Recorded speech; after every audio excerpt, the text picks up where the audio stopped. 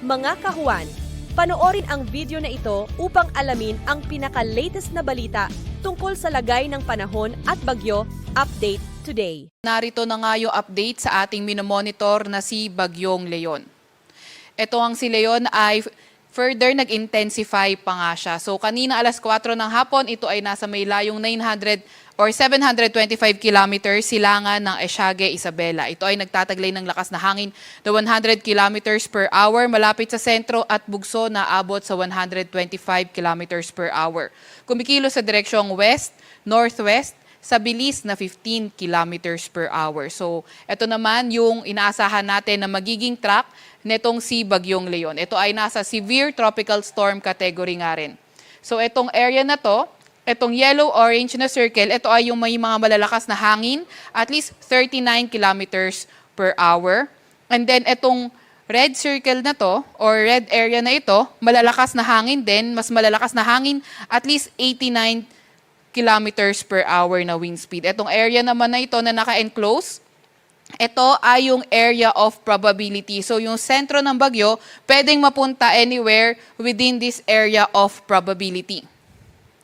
So nakita nga natin, itong Batanes area, nasa loob ng area of probability, kaya hindi natin tinatanggal yung landfalling scenario or close approach sa may Batanes area. Ito nga ring bagyong ito ay inaasahan natin magra-rapidly intensify throughout its passage over the Philippine Sea in the next 24 hours. Posible itong maging isang mapunta sa typhoon category at lumabas ng PAR by Friday morning or afternoon. So yung rapid intensification, hindi natin niro-rule out. Kagaya nga na nabanggit natin na posible itong mag-rapidly intensify along the Philippine Sea, hindi rin natin niro-rule out yung possibility na ito ay maging super typhoon habang palapit dito sa may Batanes area. Kaya lagi tayo mag-antabay sa mga ilalabas na update ng Pag-asa.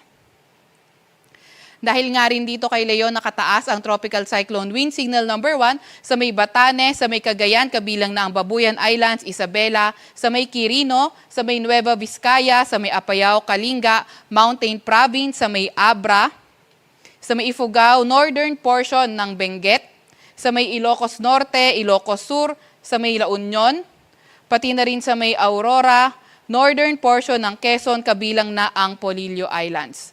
Pati na rin sa may Camarines Norte, eastern portion ng Camarines Sur, Catanduanes, eastern portion ng Albay, northeastern portion ng Sorsogon, eastern portion ng Northern Samar at ang northern portion ng Eastern Samar. Para sa mas detalyadong impormasyon, pwede nyo bisitahin ang aming website, pag-asa.dost.gov.ph. Punta kayo under Tropical Cyclone, makikita natin yung Tropical Cyclone Bulletin. And throughout the passage of Tropical Cyclone Leon, inaasahan natin yung pinakamalakas na signal ay posibleng signal number 3 or signal number 4. Pero kagaya nga ng nabanggit natin kanina na hindi natin niro-rule out na ito ay posibleng maging super typhoon papalapit sa Batanes, hindi rin natin niro-rule out na posibleng pinakamataas na signal ay signal number 5. Meron din tayong nilabas na weather advisory. Ito ay as of 5 p.m. today. So ngayong araw, ngayong hapon hanggang bukas ng hapon, heavy to intense na mga pag-ulan sa may Antique. 100 to 200 millimeters of rain yung posible kapag heavy to intense. Moderate to heavy sa may Cagayan, kabiling na ang Babuyan Islands, Occidental Mindoro, Negros Occidental at Palawan. For tomorrow naman, intense to torrential rain sa may Antique at Cagayan, kabilang na ang Babuyan Islands, Occidental Mindoro, Batanes at Apayao. Moderate to heavy naman sa may Ilocos Norte, Ilocos Sur, Negros Occidental, Aklan, Cavite at Palawan. At Wednesday afternoon to Thursday afternoon, heavy to intense rains, 100 to 200 millimeters sa pag-ulan sa may Batanes, Babuyan Islands, Occidental Mindoro at Cavite. Samantalang moderate to heavy rains naman sa may Ilocos Region, Antique, Palawan, Zambales, Bataan at Batangas. Yung ating mga kasamahan sa Regional Services Division patuloy na maglalabas ng mga rainfall advisory, thunderstorm advisory o hindi kaya heavy rainfall warning kung kinakailangan naman. Asahan din naman natin yung mga bugso ng mga malalakas na hangin for today sa may Visayas, malaking parte ng Calabarzon, Mimaropa, Bicol Region, Northern Samar, pati na rin Northern Mindanao, pati na rin sa may Caraga Region. By tomorrow sa may Zambales, Bataan, Aurora, Metro Manila sa may Calabarzon, Mimaropa, Bicol Region, Visayas, Dinagat Island, Surigao del Norte, pati na rin sa may Camiguin.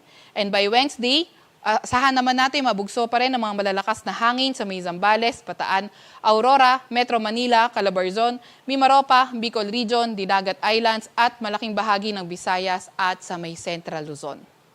Meron din tayong nilabas kaninang alas 5 ng hapon na gale warning sa area ng Batanes, Cagayan, kabilang na nga ang Babuyan Islands. Kaya yung mga maliliit na sasakyang pandagat, pati na nga rin yung mga motorbangkas, kung maaari ay huwag muna tayong pumalaot dahil magiging maalon hanggang sa napakaalon ng karagatan.